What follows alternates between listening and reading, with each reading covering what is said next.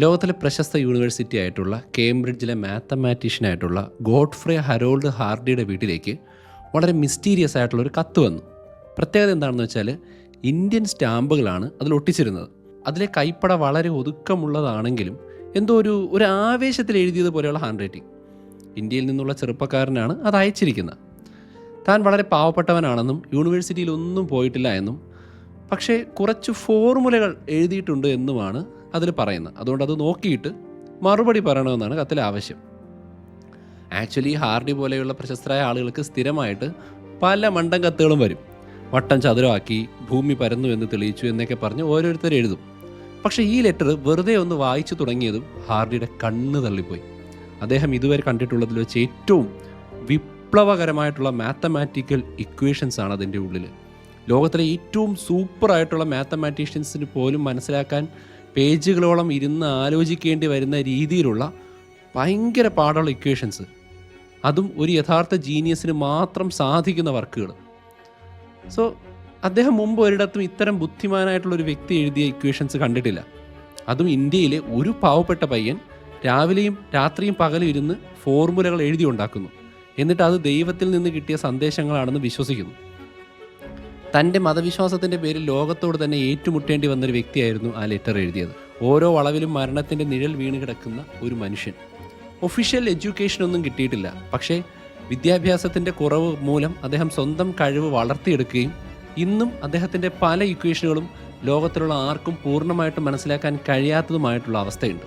അതായത് ഒരു പക്ഷേ ലോകത്തിൽ എന്തെങ്കിലും മറ്റൊരു കാര്യം സംഭവിച്ചിരുന്നുവെങ്കിൽ ഐൻസ്റ്റീനോടൊപ്പം നിലനിർത്താൻ കഴിയുന്ന ഒരു ബഹുമുഖ പ്രതിഭ, ചരിത്രത്തിലെ ഏറ്റവും വലിയ ബുദ്ധിരാക്ഷസനായ the man who knew infinity അഥവാ അനന്തതയെ അറിഞ്ഞ മനുഷ്യൻ എന്നറിയപ്പെടുന്ന ശ്രീനിവാസ രാമാനുജൻ.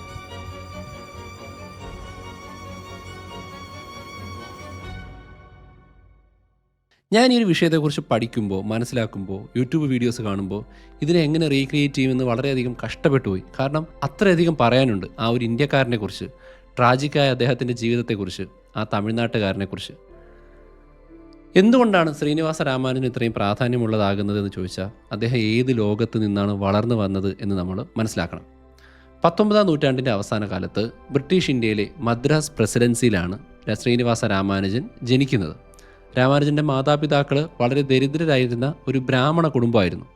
അതുകൊണ്ട് വീടൊക്കെ വാടകയ്ക്ക് കൊടുത്താണ് ജീവിക്കുന്നത്. അധികം മിണ്ടാത്ത, എപ്പോഴും ചിന്തിച്ചുകൊണ്ടിരിക്കുന്ന, ഒറ്റയ്ക്കിരിക്കാൻ ഇഷ്ടപ്പെടുന്ന ഒരു കുട്ടി.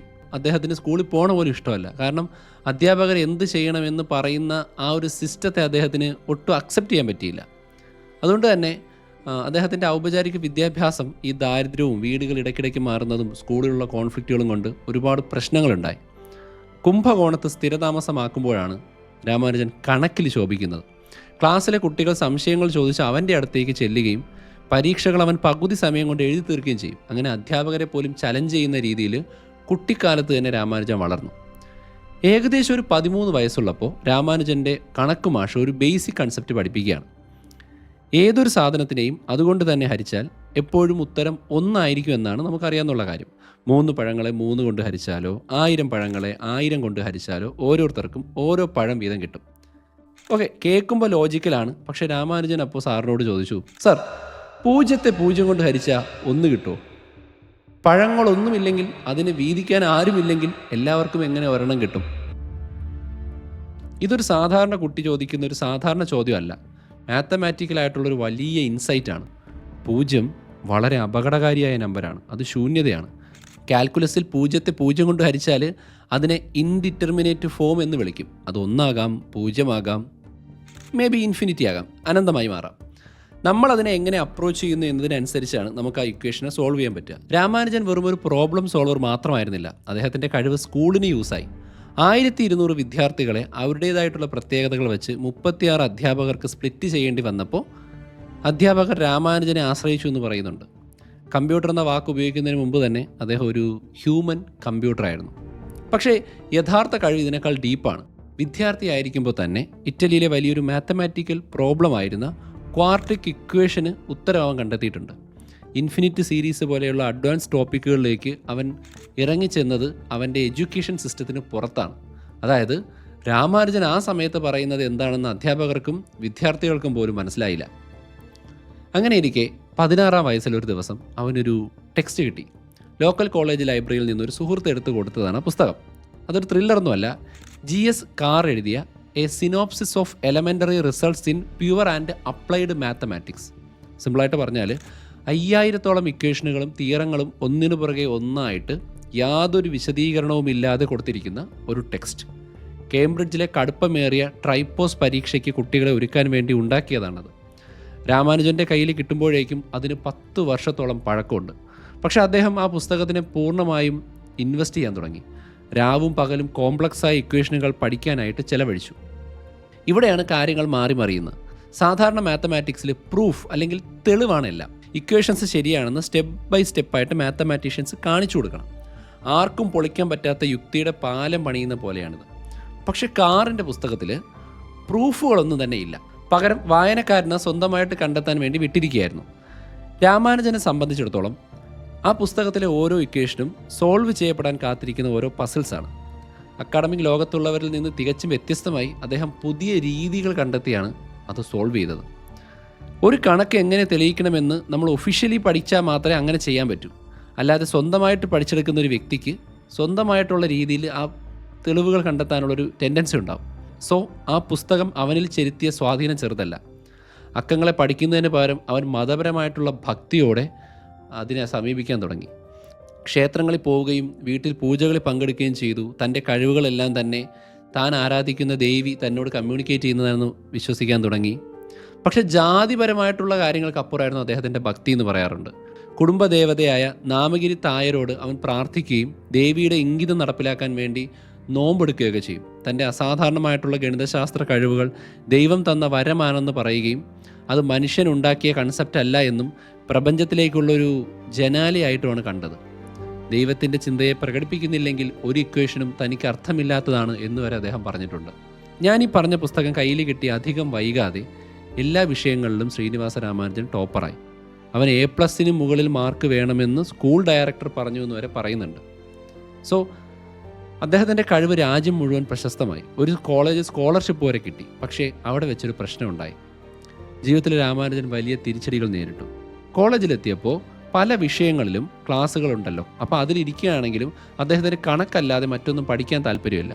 പ്രൊഫസർമാർ റോമൻ ഹിസ്റ്ററിയെക്കുറിച്ച് ക്ലാസ് എടുക്കുമ്പോൾ ബെഞ്ചിലിരുന്ന് അൾജിബ്രയും ട്രിഗണോമെട്രിയും കാൽക്കുലസും ആയിരുന്നു അദ്ദേഹം പഠിച്ചത്. അങ്ങനെ സ്കോളർഷിപ്പ് നഷ്ടപ്പെടുകയും പല പരീക്ഷകളും തോക്കുകയും ഫീസ് അടയ്ക്കാൻ പറ്റാതെ വരികയൊക്കെ ചെയ്തു. അങ്ങനെ മാതാപിതാക്കൾ കഷ്ടപ്പെട്ടുണ്ടാക്കുന്ന പണം ഉപയോഗിച്ച് പഠിക്കുന്നു എന്ന കുറ്റബോധം വന്നപ്പോൾ ജയിക്കണമെന്ന സമ്മർദ്ദം ഉണ്ടാവുകയും ആ സമ്മർദ്ദം താങ്ങാതെ അവൻ ഒളിച്ചോടുകയും ചെയ്തു. 18-ാം വയസ്സിൽ മറ്റൊരു കോളേജിൽ പഠിക്കാൻ ശ്രമിച്ചെങ്കിൽ അവിടെയും തോറ്റു. അങ്ങനെ 20കളുടെ തുടക്കത്തിൽ ഒരു ജോലി കണ്ടെത്താൻ കഷ്ടപ്പെടുന്ന രാമാനുജനായി അദ്ദേഹം മാറി പ്രതീക്ഷ മങ്ങി. അദ്ദേഹം ജീനിയസ് ആണെന്ന് എല്ലാവർക്കും അറിയാം. പക്ഷേ അക്കാഡമിക് വേൾഡിലേക്ക് പോകാൻ പറ്റുന്നില്ല. അങ്ങനെയാണ് രാമാനുജന് കല്യാണ ആലോചന വരുന്നത്. 9 വയസ്സുള്ള വധു. അക്കാലത്ത് അതൊരു ശൈശവ വിവാഹമാണ്. കല്യാണം കഴിഞ്ഞാലും ജീവിതത്തിൽ വലിയ മാറ്റമൊന്നും ഉണ്ടാവില്ല എന്നുള്ള രീതിയിൽ അവൻ കല്യാണം കഴിച്ചു. അവർ ഒന്നിച്ച് ജീവിച്ചില്ല. ഭാര്യ അമ്മ വീട്ടിൽ പോയി നിന്നു. പക്ഷേ അവൻ സമ്പാദിക്കണം എന്നുള്ള സമ്മർദ്ദത്തിലേക്ക് എത്തിച്ചേർന്നു. അങ്ങനെ എല്ലാ ദിവസവും ആർക്കും മനസ്സിലാകാത്ത ഐഡിയകളുമായിട്ട് അവൻ ഒറ്റയ്ക്ക് പണിയെടുക്കാൻ തുടങ്ങി. അങ്ങനെ എവിടെ പോയാലും ഒരു മുഷിഞ്ഞ പേപ്പറിൽ ഇക്വേഷൻസ് തിയറങ്ങളും ഒക്കെ എഴുതി അത് കയ്യിൽ ഇങ്ങനെ വച്ചേക്കും. പച്ച മഷിയിൽ എഴുതിയ ആദ്യത്തെ നോട്ട്ബുക്കിൽ ഹൈപ്പർ ജിയോമെട്രിക് സീരീസും കണ്ടിന്യൂഡ് ഫ്രാക്ഷനും ഒക്കെ ഉണ്ടായിരുന്നു. കാലക്രമേണ അദ്ദേഹം വൃത്തിയായിട്ടൊന്നും എഴുതാൻ തുടങ്ങിയില്ല. കാരണം സ്ഥലം തികയാതെ വരുമ്പോൾ പേജിൻ്റെ മറ്റേ വശത്തും അവിടെയും ഇവിടെയൊക്കെ എഴുതി നോട്ട്ബുക്കുകൾ സൂക്ഷിക്കാൻ തുടങ്ങി. സത്യത്തിൽ അവൻ്റെ കണ്ടുപിടുത്തങ്ങളുടെ കലവറയാണ് ആ പുസ്തകം. കണക്കിനെ ബേസ് ചെയ്തൊരു ജോലി കിട്ടാൻ തൻ്റെ പുസ്തകം സഹായിക്കുമെന്നാണ് അവൻ വിശ്വസിച്ചത്. അങ്ങനെ പലരെയും കാണിച്ച് അവസാനം പൂനെയിലുണ്ടാക്കിയ മാത്തമാറ്റിക്കൽ സൊസൈറ്റിയിൽ അവന് ഒരു അവസരം കിട്ടി. അങ്ങനെ ആ മാത്തമാറ്റിക്കൽ സൊസൈറ്റി അവനെ സഹായിക്കാൻ തീരുമാനിച്ചു. രാമാനുജന് മുഴുവൻ സമയവും കണക്കിൽ ഇൻവെസ്റ്റ് ചെയ്യാൻ വേണ്ടി സൊസൈറ്റിയുടെ ജേണലിൽ അവന് പേപ്പർ പ്രസിദ്ധീകരിക്കാനുള്ള അവസരം കിട്ടി. അങ്ങനെ നമ്പർ തിയറിയിൽ ഇടയ്ക്കിടെ വരുന്ന ബെർണൂലി നമ്പറുകളെക്കുറിച്ച് അദ്ദേഹം എഴുതുകയും ഇൻഫിനിറ്റ് സം കൈകാര്യം ചെയ്യാനുള്ള അവൻ്റെ കഴിവ് ലോകത്തിന് വെളിപ്പെടുത്തുകയും ചെയ്തു. പക്ഷേ അപ്പോഴും അദ്ദേഹത്തിൻ്റെ ബുദ്ധിശക്തി ലോകം പൂർണ്ണമായും മനസ്സിലാക്കിയില്ല. കാരണം ആ സൊസൈറ്റിയിൽ നിന്നുള്ള ശമ്പളം കൊണ്ട് ജീവിക്കാൻ പറ്റില്ലല്ലോ. അങ്ങനെ അദ്ദേഹം ക്ലർക്കായിട്ടൊക്കെ ജോലി ചെയ്യാൻ വന്നു. അങ്ങനെ ഫോറിൻ വേൾഡിൽ മാത്തമാറ്റീഷ്യൻസുമായിട്ട് ബന്ധപ്പെട്ട് കഴിഞ്ഞാൽ പലതരത്തിലുള്ള ഉപയോഗമുണ്ടാകുമെന്ന് ഫ്രണ്ട്സ് പറയാൻ തുടങ്ങിയപ്പോൾ അദ്ദേഹം കത്തുകൾ എഴുതാൻ തുടങ്ങി. പല കത്തിനും മറുപടി കിട്ടിയില്ല. അങ്ങനെ അവസാനം നമ്മൾ ഇൻട്രോയിൽ പറഞ്ഞ കേംബ്രിഡ്ജിലെ ട്രിനിറ്റി കോളേജ് ഫെലോയും വളർന്നു വരുന്ന ഗണിതശാസ്ത്രജ്ഞനുമായിട്ടുള്ള ഗോഡ്ഫ്രേ ഹരോൾഡ് ഹാർഡിക്ക് അദ്ദേഹം ഒരു കത്തെഴുതി. അന്ന് ഇംഗ്ലണ്ടിലെ മാത്തമാറ്റിക്സിൻ്റെ സെൻറ്റർ ആയിരുന്നു കേംബ്രിഡ്ജ്. ഹാർഡിക്ക് അന്ന് 35 വയസ്സേ ഉള്ളൂ. പക്ഷേ അദ്ദേഹം ഫീൽഡിൽ വലിയ പേരെടുത്ത വ്യക്തിയാണ്. ഹാർഡി രാമാനുജനെ പോലെയല്ല എന്ന് പറയാറുണ്ട്. മാത്തമാറ്റിക്സിനോട് വലിയ പാഷൻ ഉണ്ടെങ്കിലും പുള്ളിക്ക് ദൈവവിശ്വാസമില്ല. എല്ലാവരോടും മുഖത്തടിച്ച് പറയും, മറ്റുള്ളവരുടെ വർക്കിനെ വേണമെങ്കിൽ വിമർശിക്കും, ഭയങ്കര കർക്കശക്കാരനാണ്, ദയൊന്നുമില്ല, കഴിവില്ലാത്ത വിദ്യാർത്ഥികളുടെ കൂടെ മെനക്കെടാൻ സമയമില്ല എന്നൊക്കെ അദ്ദേഹം പറയും. എങ്കിലും അദ്ദേഹം ആരെയും തോൽപ്പിക്കുമായിരുന്നില്ല. ഹാർഡിക്ക് പല കാര്യങ്ങൾ ഇഷ്ടമുണ്ട്, പല കാര്യങ്ങൾ ഇഷ്ടമില്ല. ഇപ്പോൾ ഇംഗ്ലണ്ടിലെ കാലാവസ്ഥ, വാച്ച്, പൊളിറ്റിക്സ് അങ്ങനെ പലതും അദ്ദേഹത്തിന് ഇഷ്ടമല്ല. പക്ഷേ പൂച്ച, ക്രോസ് വേൾഡ് പസിൽ, ക്രിക്കറ്റ് ഇതൊക്കെ ഹാർഡിക്ക് ഭയങ്കര ഇഷ്ടമുള്ളൊരു കാര്യമാണ്. 1913 രാമാനുജൻ അയച്ച കത്തുണ്ടല്ലോ, അത് അദ്ദേഹത്തിന് കിട്ടിയതിൽ വെച്ച് ഏറ്റവും വില പിടിപ്പുള്ളൊരു കത്താണ് എന്ന് ഹാർഡി പറഞ്ഞിട്ടുണ്ട്. തുടക്കത്തിലെ വരികൾ വളരെ സത്യസന്ധമാണ്. സർ, ഞാൻ മദ്രാസ് പോർട്ട് ട്രസ്റ്റ് ഓഫീസിലെ അക്കൗണ്ട്സ് ഡിപ്പാർട്ട്മെൻറ്റിലെ ഒരു ക്ലർക്കാണ്. എൻ്റെ ശമ്പളം വർഷത്തിൽ വെറും 20 പൗണ്ട് മാത്രമാണ്. എനിക്ക് 23 വയസ്സുണ്ട്. യൂണിവേഴ്സിറ്റി വിദ്യാഭ്യാസമില്ല. ഒഴിവ് സമയങ്ങളിൽ താൻ കണക്ക് ചെയ്യാറുണ്ട് എന്ന് രാമാനുജൻ പറഞ്ഞു. താനൊരു ജീനിയസ് ആണെന്ന് സ്വന്തമായിട്ട് പറയാൻ അദ്ദേഹത്തിന് യാതൊരു മടിയുണ്ടായിരുന്നില്ല. യൂണിവേഴ്സിറ്റികളിൽ പഠിപ്പിക്കുന്ന സാധാരണ വഴികളിലൂടെ അല്ല ഞാൻ പോയത്. എനിക്ക് എൻ്റേതായിട്ടുള്ള വഴികൾ വെട്ടിത്തുറക്കാൻ പറ്റും. ഡൈവർജൻ്റ് സീരീസുകളെ പറ്റി ഞാൻ പഠിച്ചിട്ടുണ്ട്. നാട്ടിലെ മാത്തമാറ്റീഷ്യൻസിന് പോലും ഇതിൻ്റെ ഉത്തരം കണ്ടെത്തിയതിൽ അത്ഭുതം തോന്നിയിട്ടുണ്ട്. സോ ഹാർഡിയുടെ ശ്രദ്ധ കിട്ടാൻ വേണ്ടി അദ്ദേഹം പ്രസിദ്ധീകരിച്ച ഒരു പേപ്പറിനെ രാമാനുജൻ പരാമർശിക്കുകയും അതിലുള്ള പ്രൈം നമ്പർ തിയറിയെപ്പറ്റി പറഞ്ഞതിനെക്കുറിച്ച് രാമാനുജൻ വിയോജിക്കുകയും അതിന് അദ്ദേഹം ഒരു സൊല്യൂഷൻ മുന്നോട്ട് വയ്ക്കുകയും ചെയ്തു. ഹാർഡി ആദ്യം കണ്ടപ്പോൾ ഇതൊരു ഭ്രാന്തമായിട്ടുള്ള കാര്യമായിട്ടാണ് വിചാരിച്ചത്. ഡിഗ്രി പോലും ഇല്ലാത്ത ഒരു പാവം ക്ലർക്ക് ചരിത്രത്തിലെ ഏറ്റവും പ്രശസ്തരായ മാത്തമാറ്റീഷ്യനേക്കാൾ കൂടുതൽ അറിയാമെന്ന് അവകാശപ്പെടുന്നു. പക്ഷേ രാമാനുജൻ അവിടെ നിർത്തിയില്ല. 9 പേജോളം വരുന്ന ഇക്വേഷനുകൾ അവൻ അവിടെ കൂടെ വച്ചിരുന്നു. അവ പ്രസിദ്ധീകരിക്കുമെന്നും ഹാർഡി അഭിപ്രായം പറയുമെന്നുമാണ് രാമാനുജൻ പ്രതീക്ഷിച്ചത്. ഹാർഡി അങ്ങനെ ആ ഇക്വേഷൻ നോക്കി. കാറിൻ്റെ പുസ്തകത്തിലെ അതേ രീതിയിൽ വളരെ നീറ്റായിട്ട് എഴുതിയിട്ടുണ്ട്. പക്ഷേ അതിലെ കണ്ടൻറ്റ് ഇതുവരെ കാണാത്ത ഒന്നാണ്. നമ്പറുകളും ചിഹ്നങ്ങളും മനസ്സിലാവും, പക്ഷേ അവയുടെ ക്രമീകരണം ഏതോ ഏലിയൻ ഇക്വേഷൻ പോലെ ആയിരുന്നു. ചില ഇക്വേഷനുകൾ വ്യക്തമാണ്, പക്ഷേ അത് അസാധ്യമാണെന്ന് തോന്നി. ഉദാഹരണത്തിന് 1 + 2 + 3 + 4 എന്നിങ്ങനെ എല്ലാ നാച്ചുറൽ നമ്പറുകളും കൂട്ടിയാൽ ഇൻഫിനിറ്റി കിട്ടുമെന്ന് പറയുന്നതിന് പകരം അത് -1/12, അതായത് -1/12 ആണെന്ന് രാമാനുജൻ എഴുതി വെച്ചു. ആലോചിച്ച് നോക്കൂ, പോസിറ്റീവ് സംഖ്യകൾ കൂട്ടിയാൽ എങ്ങനെ നെഗറ്റീവ് ഫ്രാക്ഷൻ കിട്ടും? സാധാരണ മാത്തമാറ്റിക്സിൽ അത് നടക്കില്ല. പക്ഷേ രാമാനുജൻ സാധാരണ മാത്തമാറ്റിക്സ് ആയിരുന്നില്ല ചെയ്തിരുന്നത്.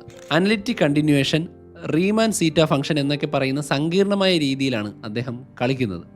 ഒരു പ്രത്യേക സന്ദർഭത്തിൽ -1/12 എന്ന് പറയുന്നത് ശരിയാണ്. സ്ട്രിംഗ് തിയറിയിലും ക്വാണ്ടം മെക്കാനിക്സിലും കാസിമർ എഫക്റ്റ് എന്ന് പറയുന്ന ഒരു പ്രതിഭാസം വിശദീകരിക്കാൻ ഇത് ഉപയോഗിക്കുന്നുണ്ട്. പക്ഷേ 1913 ഇതിനെപ്പറ്റി ഒന്നും അറിയാതെ ഇതൊരു തമാശയായിട്ട് തോന്നും. രാമാനുജൻ്റെ കുറിപ്പുകളിൽ എക്സ്പ്ലനേഷൻസ് ഉണ്ടായിരുന്നില്ല. ഹാർഡിയുടെ ആദ്യത്തെ റിയാക്ഷൻ ഭയങ്കര ഡൗട്ട്ഫുള്ളാണ്. കാരണം ഇതൊരു തട്ടിപ്പായിരിക്കും എന്ന് അദ്ദേഹം പറയുകയും അത് മാറ്റി പത്രം വായിക്കാനും തുടങ്ങി. പക്ഷേ കത്ത് അദ്ദേഹത്തിൻ്റെ മനസ്സിൽ ഇങ്ങനെ നിൽക്കാൻ തുടങ്ങി. ഒരു പാവപ്പെട്ട ഇന്ത്യൻ ക്ലർക്ക് ശരിക്കും ജീനിയസ് ആണെങ്കിലോ? കേംബ്രിഡ്ജിലെ മിക്കവാറും എല്ലാവരെയും ഹാർഡി കത്ത് കാണിച്ചു. വിദഗ്ധർക്ക് അതിൻ്റെ ഭാഗങ്ങൾ അയച്ചു കൊടുത്തു. തൻ്റെ സഹപ്രവർത്തകരായ ജോൺ ലിറ്റിൽവുഡിനെയും അദ്ദേഹം കാണിച്ചു കൊടുത്തു. രാമാനുജനേക്കാൾ 2 വയസ്സ് മാത്രം കൂടുതലുള്ള എന്നാൽ മികച്ച വിദ്യാഭ്യാസം നേടിയ അന്നത്തെ പ്രസിദ്ധനായ ഒരു മാത്തമാറ്റീഷ്യനായിരുന്നു ലിറ്റിൽവുഡ്. ആ ഫോർമുലകൾക്ക് മുന്നിൽ രണ്ടുപേരും മണിക്കൂറുകളോളം നോക്കിക്കൊണ്ടിരുന്നു. കുറച്ച് കഴിഞ്ഞപ്പോൾ അവർക്കൊരു കാര്യം മനസ്സിലായി. ഈ എല്ലാ ഫോർമുലകളും പുതിയതല്ല. എന്നിരുന്നാലും ഏറ്റവും ഉയർന്ന ഇൻ്റലിജൻസ് ഉള്ള ഒരു മാത്തമാറ്റീഷ്യന് മാത്രമേ ഇത്തരം വർക്കുകൾ ചെയ്യാൻ പറ്റൂ. എത്രത്തോളം പരിശോധിച്ചോ അത്രത്തോളം അവർ അമ്പരക്കാൻ തുടങ്ങി. ഏറ്റവും കടുപ്പമേറിയ പരീക്ഷകൾക്ക് പോലും പാസ്സാകാൻ കഴിയാത്ത അത്രയും അഡ്വാൻസ്ഡ് ആയ തിയറികളാണ് അവൻ സ്വന്തമായിട്ടുണ്ടാക്കിയിരിക്കുന്നത്. സോ അന്ന് രാത്രിയോടുകൂടി അവർ ഒരു തീരുമാനത്തിലെത്തി. ഈ ഫോർമുലകൾ മേ ബി സത്യമായിരിക്കാം. കാരണം അവ തെറ്റാണെങ്കിൽ ഇങ്ങനെ ഒന്നും ഉണ്ടാക്കിയെടുക്കാനുള്ള ഭാവന ആർക്കും ഉണ്ടാവില്ല. സോ അദ്ദേഹത്തിൻ്റെ കഴിവ് ഒരു ഇൻ്റലിജൻറ്റ് മാത്തമാറ്റീഷ്യൻ എന്നുള്ള രീതി മാത്രമല്ല, രാമാനുജൻ ഈസ് എ ജീനിയസ്. അങ്ങനെ ഹാർഡി മറുപടി എഴുതാൻ തുടങ്ങി. രാമാനുജൻ്റെ ആശയങ്ങൾ കണ്ട് അദ്ദേഹം ത്രില്ലടിച്ചു എന്നും പക്ഷേ പ്രൂഫ് വേണമെന്നും എങ്ങനെയാണ് ഫോർമുലകളിൽ എത്തിയത് എന്ന് ഘട്ടം ഘട്ടമായി കാണിക്കണമെന്നും ഹാർഡി പറഞ്ഞു. തെളിവില്ലാതെ നമുക്കൊന്നിൻ്റെയും വാല്യൂ നിർണ്ണയിക്കാൻ കഴിയില്ല എന്ന് ഹാർഡി വ്യക്തമാക്കി. പക്ഷേ തെളിവുകൾ നൽകാൻ രാമാനുജൻ അറിയില്ല. അവൻ്റെ പ്രിയപ്പെട്ട പുസ്തകത്തിൽ അതില്ല. ഇന്ത്യൻ വിദ്യാഭ്യാസ രീതിയിൽ അതിന് പ്രാധാന്യമില്ല. എങ്കിലും ഹാർഡിയുടെ കത്ത് നിറയെ പ്രോത്സാഹനമായിരുന്നു. വിദ്യാഭ്യാസമില്ലാതെ ഇത്രയും ഡെവലപ്പ് ചെയ്തതും അത് പ്രസിദ്ധീകരിക്കാൻ കഴിയുന്നതുമെല്ലാം അദ്ദേഹത്തിന് ഭയങ്കര അത്ഭുതമായിരുന്നു. തൃപ്തികരമായ തെളിവ് നൽകാൻ കഴിയുമെങ്കിൽ അത് അംഗീകരിപ്പിക്കാൻ ഞാൻ എൻ്റെ കഴിവിൻ്റെ പരമാവധി ശ്രമിക്കും എന്ന് ഹാർഡി പറയുകയും രാമാനുജനെ ഇംഗ്ലണ്ടിലേക്ക് കൊണ്ടുവരാൻ അദ്ദേഹം എക്സ്പെക്റ്റ് ചെയ്യുകയും ചെയ്തു. ക്ഷണത്തെക്കുറിച്ച് കേട്ടപ്പോൾ രാമാനുജൻ്റെ മനസ്സ് പാഞ്ഞെങ്കിലും അദ്ദേഹത്തിന് പോകാൻ പറ്റില്ലായിരുന്നു. കാരണം രാമാനുജൻ ഒരു ബ്രാഹ്മണ ഹിന്ദു എന്ന നിലയിൽ കടൽ കടക്കാൻ അനുവാദമില്ലാത്തൊരു സൊസൈറ്റിയിലാണ് ജീവിച്ചിരുന്നത്. കാലാപാനി, കടൽ കടന്നാൽ ജാതി ഭ്രഷ്ടം ഉണ്ടാവും, സുഹൃത്തുക്കൾക്കും ബന്ധുക്കൾക്കും ഒക്കെ എതിർപ്പുണ്ടാവുകയും വീടിലും ക്ഷേത്രത്തിലും ഒന്നും കയറ്റാതാവുകയും ചെയ്യും. അങ്ങനെ തൽക്കാലം രാമാനുജൻ ഇന്ത്യയിൽ നിന്നു. എങ്കിലും തന്നെ സീരിയസ് ആയിട്ട് എടുക്കാൻ ഒരാളെ കിട്ടിയതിൽ അവന് ആശ്വാസം ഉണ്ടായിരുന്നു. ഹാർഡിയുടെ കത്തുകൾ അവനെ വല്ലാതെ സ്പർശിച്ചു. അതായത്, എനിക്കൊരു ഫ്രണ്ടിനെ കിട്ടി എന്നാണ് അവൻ മറുപടി എഴുതിയത്. കാരണം താൻ മിടുക്കനാണെന്ന് അദ്ദേഹത്തിന് അറിയാം. പക്ഷേ ആ കഴിവ് ചില പ്രൊഫസർമാർ അംഗീകരിക്കണം എന്ന ആവശ്യം നടന്നിരിക്കുകയാണ്. മാസങ്ങളോളം അവർ കത്തുകളിലൂടെ കാര്യങ്ങൾ പറഞ്ഞു. രാമാനുജൻ ചില പ്രൂഫൊക്കെ അയച്ചെങ്കിലും അത് അപൂർണമായിരുന്നു. രാമാനുജനെ കേംബ്രിഡ്ജിൽ എത്തിക്കാനും അവൻ്റെ കഴിവുകൾ വളർത്താനും ആ അസാധാരണ ഫോർമുലകളെപ്പറ്റി നേരിട്ട് സംസാരിക്കാനും ഹാർഡി ഉറപ്പിച്ചു. പക്ഷേ രാമാനുജനെ പോകാൻ അനുവദിക്കാനുള്ള അധികാരം അവൻ്റെ അമ്മയ്ക്ക് മാത്രമേ ഉള്ളൂ. അവൻ്റെ ജീവിതത്തിലെ ഏറ്റവും പ്രധാനപ്പെട്ട വ്യക്തി. പുള്ളിക്കാരി വെറും ഒരു അമ്മ മാത്രമായിരുന്നില്ല, രാമാനുജൻ്റെ സുഹൃത്തു കൂടിയായിരുന്നു. ജാതി നിയമങ്ങൾ പാലിച്ച് ജീവിക്കാൻ അമ്മയ്ക്ക് ബാധ്യസ്ഥത ഉള്ളതുകൊണ്ട് മകനെ കടൽ കടക്കുന്നതിൽ അമ്മ എതിർത്തു. പക്ഷേ ഒരു രാത്രി രാമാനുജൻ്റെ അമ്മയ്ക്കൊരു സ്വപ്നമുണ്ടായി എന്ന് പറയപ്പെടുന്നു. അതിൽ തൻ്റെ മകൻ യൂറോപ്യന്മാരുടെ ഇടയിൽ ഇരിക്കുന്നതായിട്ട് അമ്മ സ്വപ്നം കണ്ടു. അവരുടെ കുടുംബദേവതയായിട്ടുള്ള നാമഗിരി ദേവിയുടെ ശബ്ദം അവർ കേട്ടതായിട്ടാണ് പറയുന്നത്. മകൻ്റെ വിധി തടയരുതെന്നും അവൻ്റെ ജന്മാവകാശത്തിലേക്കുള്ള വഴി മുടക്കരുതെന്നും ദേവി പറഞ്ഞതായിട്ട് പറഞ്ഞ് അമ്മ ആ സ്വപ്നത്തിലൂടെ മാറ്റമുള്ള വ്യക്തിയായി മാറുകയും ആ സന്ദേശത്തിനനുസരിച്ച് യൂറോപ്പിലേക്ക് പോകാൻ ആ അമ്മ മകനെ അനുവദിക്കുകയും ചെയ്തു. അങ്ങനെ ഹാർഡിയും സഹപ്രവർത്തകരും അവനൊരു സ്കോളർഷിപ്പ് സംഘടിപ്പിക്കാൻ ശ്രമിച്ചു. അങ്ങനെ മദ്രാസ് യൂണിവേഴ്സിറ്റിയെ കൊണ്ട് സമ്മതിപ്പിച്ചിട്ട് കേംബ്രിഡ്ജിൽ 2 വർഷം നിൽക്കാനുള്ള ഫണ്ട് അവരെ കൊണ്ട് കൊടുപ്പിച്ചു. അങ്ങനെ രാമാനുജനെ ആർക്കും തടയാൻ കഴിയാത്ത രീതിയിൽ നല്ല തലച്ചോറുകൾ ഉപയോഗിക്കുന്ന സ്ഥലത്തേക്ക് പോകാൻ അദ്ദേഹം തീരുമാനിച്ചു. അങ്ങനെ 1914 മാർച്ച് 17 ഫോറിൻ ഡ്രസ്സൊക്കെ ഇട്ട് 26 വയസ്സുകാരനായ രാമാനുജൻ കപ്പൽ കയറി. പക്ഷേ ഒരു ബ്രാഹ്മണനായതുകൊണ്ടും കുറേ കർശന നിർദ്ദേശങ്ങൾ ഉള്ളതുകൊണ്ടും എളുപ്പത്തിൽ വിദേശ മണ്ണിൽ അവന് ജീവിക്കാൻ പറ്റിയില്ല. യാത്ര നീണ്ടതും ആശയക്കുഴപ്പങ്ങൾ ഉള്ളതുമായിരുന്നു. കാരണം ലണ്ടനിലെത്തിയപ്പോൾ രാമാനുജൻ അമ്പരന്നുപോയി. ഏകദേശം 50 ലക്ഷം ആളുകൾ, മദ്രാസിലെ ജനസംഖ്യയുടെ 10 ഇരട്ടി, തിരക്കേറിയ വേഗതയേറിയ നഗരം, ശാന്തതയൊന്നുമില്ല. സോ ഹാർഡിയുടെ സുഹൃത്താണ് രാമാനുജനെ ആദ്യം നോക്കിയത്. അങ്ങനെ സ്വന്തം വീട്ടിൽ താമസിപ്പിക്കാൻ വേണ്ടി സമ്മതിച്ചു. പിന്നെ ഹാർഡിയുടെ അടുത്ത് നിന്ന് 5 മിനിറ്റ് മാത്രം ദൂരെയുള്ള കേംബ്രിഡ്ജിലെ വിവൽസ് കോർട്ടിലേക്ക് മാറി. ആ സ്ട്രേഞ്ച് ആയിട്ടുള്ള ലോകത്ത് രാമാനുജൻ പല ചലഞ്ചസ് നേരിട്ടു. കത്തിയും മുള്ളും ഉപയോഗിച്ച് ഭക്ഷണം കഴിക്കേണ്ട ഒരു അവസ്ഥ വന്നപ്പോൾ അദ്ദേഹത്തിന് കഴിക്കാൻ തന്നെ പറ്റിയില്ല. ആദ്യമൊക്കെ വളരെ സന്തോഷം ഉണ്ടായിരുന്നു. തന്നെ സംശയത്തോടെ നോക്കാത്ത, തൻ്റെ മാത്തമാറ്റിക്കൽ പ്രോബ്ലത്തെ നല്ലപോലെ അംഗീകരിക്കുന്ന കുറേ ആളുകൾ. ഹാർഡിയുടെയും ലിറ്റിൽ വുഡിൻ്റെയും കൂടെ പ്രവർത്തിക്കാൻ കഴിയുന്നത് വലിയ കാര്യമായിരുന്നു. അങ്ങനെ അവർ പലതവണ കണ്ടുമുട്ടുകയും രാമാനുജൻ്റെ നോട്ട് ബുക്കുകൾ ഹാർഡി വളരെ ആവേശത്തോടെ നിരീക്ഷിക്കുകയും പഠിക്കുകയൊക്കെ ചെയ്തു. കടലിൻ്റെ ദൂരമില്ലാതെ വർഷങ്ങളോളം ഏകാന്തതയിലിരുന്ന് കഷ്ടപ്പെട്ടുണ്ടാക്കിയ ഫോർമുലകൾ ആളുകളെ കാണിക്കാൻ കഴിഞ്ഞതിൽ രാമാനുജനും സന്തോഷമുണ്ടായിരുന്നു. അങ്ങനെ ഭ്രാന്തമായ തൻ്റെ വർക്കുകൾക്കും അപ്രീസിയേഷൻ കൊടുക്കാൻ പറ്റുന്ന സുഹൃത്തുക്കളെ കിട്ടി. രാമാനുജൻ്റെ നോട്ട് ബുക്കുകൾ പഠിക്കുമ്പോൾ അദ്ദേഹത്തിൻ്റെ ഇൻറ്റ്യൂറ്റീവ് അപ്രോച്ച് എന്ന് പറയുന്ന ഒരു മെത്തേഡ് കണ്ട് ഹാർഡി ഇംപ്രസ്ഡ് ആയിട്ടുണ്ട്. കേംബ്രിഡ്ജിലുള്ള രീതി അല്ല അത്. അതായത് ഇൻഫിനിറ്റ് സീരീസും അൾജിബ്രായിക് ഫോർമുലേഷൻസും ഒക്കെ അദ്ദേഹം വേറെ രീതിയിലാണ് കാണുന്നത്. ഏകദേശം 50 മുതൽ 100 വർഷം മുമ്പ് മറ്റ് സയൻറ്റിസ്റ്റുകൾ കണ്ടെത്തിയ രീതികളാണ്. പക്ഷേ അദ്ദേഹം പുതിയ രീതിയിലൂടെ അതിനെ റീഇൻവെൻറ്റ് ചെയ്തിരിക്കുന്നു എന്ന് എല്ലാവർക്കും മനസ്സിലായി. രാമാനുജന് അക്കങ്ങളുമായിട്ടുള്ള ആത്മീയ ബന്ധം ഹാർഡിക്ക് അങ്ങനെ മനസ്സിലായി. അങ്ങനെ ഒരു ദിവസം ഹാർഡി രാമാനുജനെ കാണാൻ ടാക്സി ചെന്നു. ടാക്സിയുടെ നമ്പർ 1729 ആണ്. അതൊരു വല്ലാത്ത ബോറിംഗ് നമ്പറാണെന്ന് ഹാർഡി പറഞ്ഞു. പക്ഷേ രാമാനുജൻ കണ്ടത് വേറൊന്നാണ്. അല്ല ഹാർഡി, അതൊരു ഇൻട്രസ്റ്റിംഗ് നമ്പറാണ്, രാമാനുജൻ പറഞ്ഞു. 2 ക്യൂബുകളുടെ തുകയായി 2 വ്യത്യസ്ത രീതിയിൽ എഴുതാവുന്ന ഏറ്റവും ചെറിയ സംഖ്യയാണ് 1729. രാമാനുജൻസ് നമ്പർ എന്ന് പറയുന്ന ഈ സംഖ്യയുടെ പ്രത്യേകത ഞാൻ സിമ്പിളായിട്ട് പറഞ്ഞുതരാം. 1 ക്യൂബ് പ്ലസ് 12 ക്യൂബ് ഇത് രണ്ടും കൂട്ടിയാൽ 1729 കിട്ടും. അതുപോലെ 9ൻ്റെ ക്യൂബ് പ്ലസ് 10ൻ്റെ ക്യൂബ് കിട്ടിയാലും 1729 കിട്ടും. നമ്മളെപ്പോലുള്ള സാധാരണക്കാർക്ക് 1729 വെറും ഒരു നമ്പറാണ്. 1728 ശേഷം വരുന്ന 1730 മുമ്പ് വരുന്ന സംഖ്യ. പക്ഷേ രാമാനുജൻ നമ്പറുകളെ കാണുന്നത് ഓരോ നമ്പറിനും ഇൻഡിവിജ്വാലിറ്റി, വ്യക്തിത്വമുണ്ട്. സ്കൂളിൽ നമ്മൾ ക്യൂബ് പഠിച്ചിട്ടില്ലേ? ഒരു സംഖ്യയെ 3 പ്രാവശ്യം ഗുണിക്കുന്നതാണ് ക്യൂബ് എന്ന് പറഞ്ഞാൽ. ഉദാഹരണത്തിന് 1ൻ്റെ ക്യൂബ് 1 ആണ്, 1 × 1 × 1. 12ൻ്റെ ക്യൂബ് 1728 ആണ്. ഇത് രണ്ടും കൂട്ടിയാൽ 1729 കിട്ടും. ഓക്കെ, സംഭവമൊന്നുമല്ല. പക്ഷേ 9ൻ്റെ ക്യൂബ് 729 ആണ്. 10ൻ്റെ ക്യൂബ് 1000 ആണ്. ഇത് രണ്ടും കൂട്ടിയാലും 1729 കിട്ടും. ഇതാണ് രാമാനുജനെ വ്യത്യസ്തനാക്കുന്നത്. 2 വ്യത്യസ്ത ജോഡി സംഖ്യകളുടെ ക്യൂബുകൾ കൂട്ടിയാൽ ഒരേ ഉത്തരം കിട്ടുന്ന പ്രപഞ്ചത്തിലെ ഏറ്റവും ചെറിയ സംഖ്യയാണ് 1729.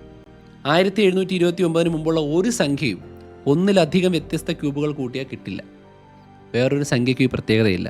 100 വരെ നോക്കിയാലും 500 വരെ നോക്കിയാലും 1000 വരെ നോക്കിയാലും നിങ്ങൾക്ക് 2 രീതിയിൽ ക്യൂബ്സിൻ്റെ തുകയായിട്ട് എഴുതാൻ പറ്റുന്ന സംഖ്യയില്ല.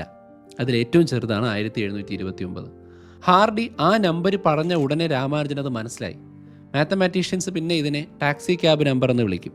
ജീവനുള്ളൊരു സെർച്ച് എഞ്ചിൻ പോലെ ഇൻഡിജറുകളുടെ പ്രത്യേകതകൾ അദ്ദേഹത്തിൻ്റെ തലച്ചോറിൽ എപ്പോഴും ഇങ്ങനെ റെഡി ടു സെർവ് ആയിട്ടിരിക്കുന്നുണ്ട്. പക്ഷേ അദ്ദേഹത്തിൻ്റെ യഥാർത്ഥ കഴിവ് പൈയുടെ കാര്യത്തിലും ഉണ്ടായിരുന്നു. ഒരു സർക്കിളിൻ്റെ, ഒരു വൃത്തത്തിൻ്റെ ചുറ്റളവും വ്യാസവും തമ്മിലുള്ള അനുപാതമാണ് പൈ. ഇതൊരു അവസാനിക്കാത്ത, ആവർത്തിക്കാത്ത ഡെസിമൽ നമ്പറാണ്. നമ്മൾ പറയില്ലേ 3.1416 അങ്ങനെ പോകും. ഒരിക്കലും 112233 അങ്ങനെ അതിനകത്ത് വരില്ല. പക്ഷെ നമ്മൾ എത്ര എഴുതിയാലും പൈയുടെ നമ്പർ തീരില്ല. നൂറ്റാണ്ടുകളായി മാത്തമാറ്റീഷ്യൻസ് ഇതിൻ്റെ കൃത്യമായ വാല്യൂ കണ്ടെത്താൻ ശ്രമിച്ചിട്ടുണ്ട്. 17-ാം നൂറ്റാണ്ടിൽ ഗോഡ്ഫ്രൈഡ് ലെബിനിസ് എന്നൊരു ജർമ്മൻ സയൻറ്റിസ്റ്റ് ഒരു ഫോർമുല കണ്ടെത്തി. പക്ഷേ പൈയുടെ കൃത്യമായ വാല്യൂയിലേക്ക് എത്താൻ അദ്ദേഹം ലക്ഷക്കണക്കിന് തവണ അത് കൂട്ടണം. ലെബിനിസ് ഉണ്ടാക്കിയൊരു ഫോർമുലയാണ് നമ്മൾ ഈ കാണുന്നത്. പക്ഷേ രാമാനുജന് ഇത് മതിയായിരുന്നില്ല. അദ്ദേഹം സ്വന്തമായിട്ടൊരു ഫോർമുല ഉണ്ടാക്കി. ഇതിൻ്റെ പ്രത്യേകത എന്താണെന്ന് വെച്ചാൽ, വെറും ഒരൊറ്റ തവണ ചെയ്യുമ്പോൾ തന്നെ പൈയുടെ ആദ്യത്തെ 8 അക്കങ്ങൾ കൃത്യമായി കിട്ടും. ലെബിനിസിൻ്റെ ഫോർമുല ലക്ഷക്കണക്കിന് ചെയ്താൽ മാത്രമേ ആദ്യത്തെ 8 അക്കം കിട്ടൂ. പതിറ്റാണ്ടുകൾക്ക് ശേഷവും കമ്പ്യൂട്ടറുകൾ ഉപയോഗിച്ച് പൈയുടെ വാല്യൂ കണ്ടെത്താൻ നമ്മൾ രാമാനുജൻ്റെ ഈ പൈ ഫോർമുലയാണ് ഉപയോഗിക്കുന്നത്. ഇതൊക്കെ അദ്ദേഹത്തിൻ്റെ ലെഗസിയുടെ ഒരു ഭാഗം മാത്രമാണ്. മോഡേൺ ഫിസിക്സിലും സ്ട്രിംഗ് തിയറിയിലും അദ്ദേഹത്തിൻ്റെ ഫോർമുലകൾ ഇപ്പോൾ ഉപയോഗിക്കുന്നുണ്ട്. മാത്രമല്ല, ചില വർക്കുകൾ വളരെയധികം മിസ്റ്റീരിയസ് ആണ്. ഇന്നത്തെ മാത്തമാറ്റീഷ്യൻസിന് പോലും അത് മനസ്സിലാക്കാൻ പറ്റുന്നില്ല. രാമാനുജൻ്റെ വർക്കുകൾ പ്രസിദ്ധീകരിക്കാൻ ഹാർഡി സഹായിച്ചിരുന്നു. പക്ഷേ അതിന് ഒരുപാട് പോളിഷിംഗ് വേണം. ഇംഗ്ലീഷ് നന്നാക്കണം, നൊട്ടേഷൻ മാറ്റണം. അങ്ങനെ ഹാർഡി രാമാനുജൻ്റെ എഡിറ്ററായി മാറി. 1914 തന്നെ രാമാനുജൻ ഇംഗ്ലീഷിൽ തൻ്റെ ആദ്യത്തെ പേപ്പർ പ്രസിദ്ധീകരിച്ചു. ഇന്ത്യയിൽ വെച്ച് എഴുതി തുടങ്ങിയൊരു വർക്കാണത്. പക്ഷേ പുതിയ രീതികൾ ഉപയോഗിച്ച് പുതിയ കണക്ക് കൂട്ടലുകൾ നടത്താൻ വേണ്ടിയാണ് ഹാർഡി നിർബന്ധിച്ചത്. തൽക്കാലത്തേക്ക് നോട്ട് ബുക്കുകൾ മാറ്റിവെച്ചിട്ട് ഹാർഡിയുടെ നിർദ്ദേശങ്ങൾ രാമാനുജൻ ഏറ്റെടുക്കുകയും അതിൻ്റെ ആവേശത്തിൽ 1 വർഷത്തിനുള്ളിൽ 9 പേപ്പറുകൾ പ്രസിദ്ധീകരിച്ചു. ഹൈലി കോമ്പോസിറ്റ് നമ്പറുകളെക്കുറിച്ചുള്ള പഠനം പ്രധാനപ്പെട്ട ഒരു കാര്യമാണ്. ഒരു ദിവസം രാമാനുജൻ ഇത് ഒരു വിദ്യാർത്ഥിക്കും മറ്റൊരു ഗണിതശാസ്ത്രജ്ഞനും എക്സ്പ്ലെയിൻ ചെയ്ത് കൊടുക്കുകയായിരുന്നു. ഓരോ ഐഡിയയും പറഞ്ഞ് പേജുകൾ മറിച്ച് രാമാനുജൻ ആവേശം കൊള്ളുമ്പോൾ കൂടെ ഉണ്ടായിരുന്ന മാത്തമാറ്റീഷ്യൻസിന് തലവേദന വന്നു. കാരണം രാമാനുജൻ ഹാപ്പിയാണ്. നല്ലൊരു തൊഴിലിനേക്കാൾ 4 ഇരട്ടി ശമ്പളം, സ്വാതന്ത്ര്യമുണ്ട്, മുഴുവൻ സമയം കണക്ക് പഠിക്കാം, ഹാർഡിയുടെ സഹായത്തോടു കൂടി ഒന്നിനു പുറകെ ഒന്നായി പേപ്പർ പബ്ലിഷ് ചെയ്യാം, ഒരുപാട് പ്രോജക്റ്റുകൾ ചെയ്യാം. പക്ഷേ അതേസമയം രാമാനുജൻ്റെ വ്യക്തി ജീവിതം ഭയങ്കര ഹാർഡായി മാറി. രാമാനുജൻ ഇംഗ്ലണ്ടിലെത്തിയത് ഏറ്റവും മോശം സമയത്താണ്. 1914 ഫസ്റ്റ് വേൾഡ് വാർ വരികയാണ്. മിക്കവാറും വിദ്യാർത്ഥികൾ യുദ്ധത്തിന് പോയി, പലരും തിരിച്ചു വന്നില്ല. ലിറ്റിൽ വുഡ് പോലും യുദ്ധസേവനത്തിന് പോയി. പക്ഷേ രാമാനുജൻ അപ്പോൾ ഒറ്റപ്പെട്ടു. മുറിയിൽ നിന്ന് പുറത്തിറങ്ങാൻ പറ്റിയില്ല. രാത്രി മുഴുവൻ ജോലി. ഇംഗ്ലണ്ടിലെ കാലാവസ്ഥ ഒട്ടും പിടിച്ചില്ല. തണുപ്പ് അദ്ദേഹത്തിന് സഹിക്കാൻ പറ്റാത്തതായിരുന്നു. 1914 ശൈത്യകാലത്ത് ഒരു വിദ്യാർത്ഥി രാമാനുജനെ കാണാൻ ചെല്ലുമ്പോൾ മുറിയിൽ ഭയങ്കര തണുപ്പാണ്. തീയുടെ അടുത്ത് രാമാനുജൻ ഇരിക്കുകയാണ്. ഓവർകോട്ടും സ്കാർഫും ഇട്ട് കിടന്നുറങ്ങുന്നു എന്ന് അദ്ദേഹം പറഞ്ഞു. പക്ഷേ ആ പയ്യൻ നോക്കുമ്പോൾ കട്ടിലിൽ പുതപ്പുകൾ മുടക്കി വച്ചിരിക്കുകയാണ്. അതായത് രാമാനുജന് പുതപ്പുകൾ എങ്ങനെ ഉപയോഗിക്കണമെന്ന് അറിയില്ല. അങ്ങനെ പയ്യൻ കാണിച്ചു കൊടുക്കുന്നുണ്ട്. നമ്പർ തിയറിയുടെ അനന്ത സാധ്യതകൾ അറിയുന്ന ഒരു മനുഷ്യന് ഒരു ഇംഗ്ലീഷ് കിടക്ക എങ്ങനെ വിരിക്കണമെന്ന് അറിയില്ല എന്നുള്ളത് ഭയങ്കര സാഡായിട്ടുള്ളൊരു കാര്യമായിരുന്നു. ഫുഡ് വന്നപ്പോൾ മറ്റൊരു പ്രശ്നം വന്നു. അമ്മയ്ക്ക് കൊടുത്ത വാക്കെന്ന് വെച്ചാൽ മാംസാഹാരം കഴിക്കില്ല, സസ്യാഹാരം മാത്രമേ കഴിക്കൂ. അതും ബ്രാഹ്മണൻ ഉണ്ടാക്കിയത്. അതുകൊണ്ട് അദ്ദേഹം സ്വന്തമായിട്ടാണ് പാചകം ചെയ്ത് കഴിച്ചിരുന്നത്. ചോറും തൈരും കുറച്ച് ഫ്രൂട്ട്സും മാത്രം. യുദ്ധം സ്ട്രോങ് ആയപ്പോൾ സാധനങ്ങൾ കിട്ടാതായി, വില കൂടി. അങ്ങനെ അരിയും ഉപ്പും നാരങ്ങ വെള്ളവും മാത്രം കഴിക്കാൻ തുടങ്ങി. അങ്ങനെ പോഷകാഹാരം ഇല്ലാതെ ആയിരിക്കണം അദ്ദേഹത്തിൻ്റെ ആരോഗ്യം തകർന്നത്. ഹാർഡിയുമായിട്ടുള്ള ബന്ധം മാത്രമായിരുന്നു ആശ്വാസം. ഹാർഡി അദ്ദേഹത്തിൻ്റെ ഏറ്റവും അടുത്ത സുഹൃത്താണല്ലോ.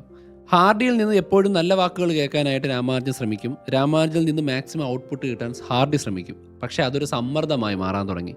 വിശ്രമിക്കാൻ പറയാൻ ആരുമില്ല, ഭക്ഷണം ഉണ്ടാക്കാൻ ആരുമില്ല. വേദനയും ഏകാന്തതയും അക്കങ്ങൾക്ക് പോലും മാറ്റാൻ പറ്റിയില്ല. 1917 ആയപ്പോൾ രാമാനുജന് വലിയ രോഗം വന്നു. എന്താണ് അസുഖമെന്ന് അറിയില്ല. ക്ഷയരോഗമാണെന്ന് ചിലർ പറയുന്നു, കുടൽ സംബന്ധമായ അസുഖമാണെന്ന് ചിലർ പറയുന്നു, വെയിൽ കൊള്ളാത്തത് കൊണ്ടുള്ള വിറ്റാമിൻ ഡിയുടെ കുറവാണെന്നും പോഷകാഹാരക്കുറവാണെന്നും ഒക്കെ പറയുന്നുണ്ട്. പക്ഷേ ഇതറിഞ്ഞ ഹാർഡി മദ്രാസ് യൂണിവേഴ്സിറ്റിക്ക് കത്തെഴുതി രാമാനുജനെ ഒരു നഴ്സിംഗ് ഹോമിലാക്കി. പക്ഷേ അദ്ദേഹം നല്ലൊരു രോഗിയല്ല. കാരണം മരുന്ന് കഴിക്കില്ല, മരുന്നിൽ വിശ്വാസമില്ല, പരാതി പറയും. സോ രാമാനുജനെ നോക്കുന്നത് ഭയങ്കര ബുദ്ധിമുട്ടാണെന്ന് ഹാർഡി പറയാറുണ്ടായിരുന്നു. അങ്ങനെ അടുത്ത 2 വർഷം പല ഡോക്ടർമാർ, 4 ആശുപത്രികൾ. ഇതിനിടയിൽ വീട്ടിൽ നിന്നുള്ള കത്തുകൾ കുറഞ്ഞു, ഭാര്യയുടെ കത്തുകൾ വരാതായി. ആ സൈലൻസ് അദ്ദേഹത്തെ വല്ലാതെ വേദനിപ്പിച്ചു. അങ്ങനെ ഡിപ്രഷനിലായി. അങ്ങനെ അദ്ദേഹം ഒടുവിൽ സഹിക്കാൻ പറ്റാതെ റെയിൽവേ സ്റ്റേഷനിലേക്ക് എത്തുന്നു. ലണ്ടൻ അണ്ടർഗ്രൗണ്ടിൽ ഒറ്റയ്ക്ക് നിൽക്കുന്ന രാമാനുജൻ ട്രെയിൻ വരുമ്പോൾ എടുത്ത് ചാടി. പക്ഷേ ഗാർഡ് അത് കണ്ട് എമർജൻസി സ്വിച്ച് വലിച്ചിട്ട് അദ്ദേഹത്തെ രക്ഷപ്പെടുത്തി സ്കോട്ട്ലൻഡ് യാർഡിൽ അറസ്റ്റ് ചെയ്യാൻ കൊണ്ടുപോയി. അങ്ങനെ ഹാർഡി ഓടിയെത്തി പോലീസുമായിട്ട് സംസാരിച്ചിട്ട് അദ്ദേഹം ഒരു ക്രിമിനൽ അല്ല എന്നും ജീനിയസ് ആണെന്നും പറഞ്ഞു. രാജ്യത്തിൻ്റെ സ്വത്താണെന്ന് പറഞ്ഞിട്ട് കേസെടുക്കാതെ അദ്ദേഹത്തെ കൊണ്ടുവന്നു. രാമാനുജൻ തിരിച്ച് നഴ്സിംഗ് ഹോമിലെത്തി. പക്ഷേ 1918 ഫെബ്രുവരിയിൽ ഹാർഡി വിശ്വസിക്കാൻ കഴിയാത്തൊരു വാർത്ത രാമാനുജനെ അറിയിച്ചു. റോയൽ സൊസൈറ്റി ഫെലോ ആയിട്ട് അദ്ദേഹത്തെ തിരഞ്ഞെടുത്തിരിക്കുന്നു. ചരിത്രത്തിലെ ഏറ്റവും പ്രായം കുറഞ്ഞ ഒരു വ്യക്തി. ന്യൂട്ടനും ഡാർവിനുമൊക്കെ ഇരുന്ന സ്ഥലമാണത്. ശാസ്ത്രലോകത്തെ ഏറ്റവും വലിയ ബഹുമതി. രാമാനുജൻ ത്രില്ലിലായിരുന്നു. നന്ദി പറയാൻ വാക്കുകളില്ല എന്ന് അദ്ദേഹം മറുപടി എഴുതി. പക്ഷേ രാമാനുജൻ അപ്പോഴും രോഗിയായിരുന്നു. കടുത്ത പനി, വേദന. ഇതിനിടയ്ക്ക് മദ്രാസിൽ നിന്ന് മറ്റൊരു വാർത്ത വന്നു. വാർഷിക ശമ്പളമായി 250 പൗണ്ട് ലഭിക്കുന്ന ഒരു ഫെലോഷിപ്പ് അദ്ദേഹത്തിന് കിട്ടി. അദ്ദേഹത്തിന് ഇന്ത്യയിലേക്ക് മടങ്ങാം. ഗവേഷണത്തിനായി വല്ലപ്പോഴും ഇംഗ്ലണ്ടിൽ വന്നാൽ മതി. സോ യൂറോപ്പിലെ ജീവിതം അദ്ദേഹത്തിന് മടുത്തു. അങ്ങനെ അദ്ദേഹം അത് സ്വീകരിച്ചിട്ട് തനിക്ക് എല്ലാം തന്ന എന്നാൽ ഡീപ്പായിട്ടുള്ള മുറിവുകൾ നൽകിയ ഹാർഡിയെയും കേംബ്രിഡ്ജിനെയും വിട്ട് അദ്ദേഹം മടങ്ങി. ബോംബെയിൽ വെച്ച് അമ്മ സ്വീകരിക്കാൻ വന്നു. മദ്രാസിൽ വെച്ച് ഭാര്യയെ വീണ്ടും കണ്ടു. പോകുമ്പോൾ 13 വയസ്സായിരുന്നു ഭാര്യയ്ക്ക്, ഇപ്പോൾ 18. ഇന്ത്യൻ മാത്തമാറ്റിക്കൽ സൊസൈറ്റിയുടെ സെക്രട്ടറി രാമാനുജനെ കണ്ടപ്പോൾ ഞെട്ടി എന്ന് പറയുന്നുണ്ട്. ആകെ ക്ഷീണിച്ചു പോയിരിക്കുന്ന, മെലിഞ്ഞ, സ്വഭാവം മാറിയൊരു വ്യക്തി. സന്തോഷമോ സ്നേഹമോ ഒന്നുമില്ല, ഡിപ്രഷനും തണുപ്പും മാത്രം. തണുപ്പുള്ള സ്ഥലത്തേക്ക് മാറി താമസിക്കാനാണ് ഡോക്ടർമാർ പറഞ്ഞത്. അങ്ങനെ പല സ്ഥലങ്ങളും മാറി ഒടുവിൽ കുംഭകോണത്തെത്തി.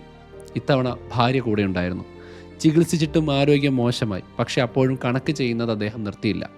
1920 ജനുവരിയിൽ രാമാനുജൻ ഹാർഡിക്ക് അവസാനമായി ഒരു കത്തെഴുതി. മോക്ക് തീറ്റ ഫങ്ഷൻസ് എന്നൊരു പുതിയ കണ്ടുപിടുത്തത്തെക്കുറിച്ചായിരുന്നു അത്. പതിറ്റാണ്ടുകളോളം ആർക്കും മനസ്സിലാക്കാൻ കഴിയാത്തത്ര മിസ്റ്റീരിയസ് ആയൊരു കാര്യം. മരണക്കിടക്കയിൽ വേദന കൊണ്ട് പുളയുമ്പോൾ കണ്ടെത്തിയ ഫംഗ്ഷനുകൾ ബ്ലാക്ക് ഹോളുകളെ എൻട്രോപ്പിയുമായി ബന്ധിപ്പിക്കുന്നതാണെന്ന് പിന്നീട് നമ്മൾ മനസ്സിലാക്കുന്നുണ്ട്. രാമാനുജൻ എഴുതുമ്പോൾ ബ്ലാക്ക് ഹോൾ എന്ന കോൺസെപ്റ്റ് പോലും നിലവിലില്ല. പക്ഷേ ഇവിടെ വലിയൊരു ട്വിസ്റ്റുണ്ട്. രാമാനുജൻ്റെ മരണശേഷം ഈ അവസാനത്തെ കുറിപ്പുകൾക്ക് എന്ത് സംഭവിച്ചു എന്നുള്ള ചോദ്യം അത് കാണാതെയായി. അതുകൊണ്ടാണ് ദ ലോസ്റ്റ് നോട്ട്ബുക്ക് എന്നതിനെ വിളിക്കുന്നത്.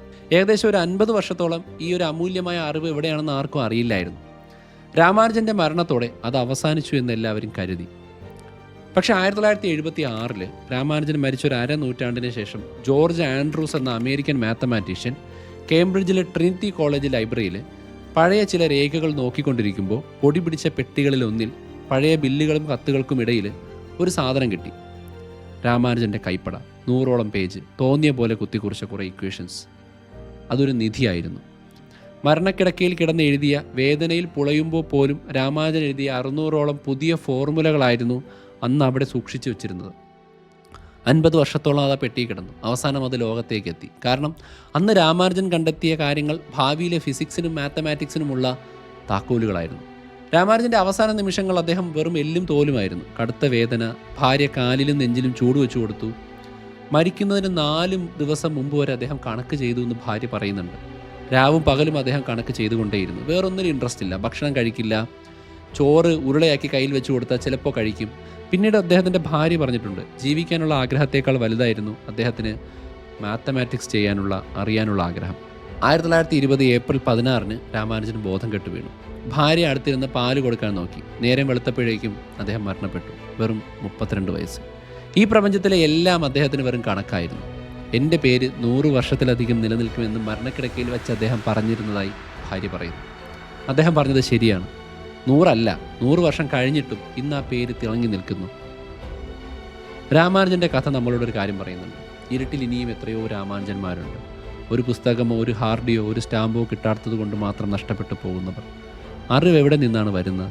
അത് പടിപടിയായിട്ടുണ്ടാകുന്നതാണോ, അതോ നമ്മൾ ആർക്കും കേൾക്കാൻ കഴിയാത്ത ഫ്രീക്വൻസിയിൽ ട്യൂൺ ചെയ്ത ചില മനസ്സുകൾ പ്രപഞ്ചത്തിൽ നിന്നത് അബ്സോർബ് ചെയ്യുന്നതാണോ? പ്രപഞ്ചം അക്കങ്ങളിലൂടെ സംസാരിക്കുന്നുണ്ടെന്നും ശ്രദ്ധിച്ചാൽ അതിൻ്റെ രഹസ്യങ്ങൾ പറഞ്ഞു തരാൻ കഴിയുമെന്നും രാമാനുജൻ്റെ ജീവിതത്തിലൂടെ ലിറ്ററലി പറയാം. പക്ഷെ നമ്മൾ ചോദിക്കേണ്ട ഒരു ചോദ്യമുണ്ട്. ദാരിദ്ര്യം കൊണ്ടോ യുദ്ധം കൊണ്ടോ അല്ലെങ്കിൽ മനസ്സിലാക്കാൻ കഴിയാത്ത സിസ്റ്റം കൊണ്ടോ കുടുങ്ങിപ്പോയ എത്ര രഹസ്യങ്ങളാണ് നമുക്ക് നഷ്ടമാകുന്നത്? മനുഷ്യൻ്റെ കഴിവിനും അപ്പുറത്തുള്ള വലിയൊരു ട്രാജഡിയാണ്. രാമാനുജൻ എന്നും ഓർക്കപ്പെടേണ്ട, ഇനിയും പഠിക്കപ്പെടേണ്ട വ്യക്തിയാണ്. അദ്ദേഹത്തെ പോലൊരു ഇന്ത്യക്കാരനുണ്ടായതിൽ നമുക്ക് അഭിമാനിക്കാം. നന്ദി.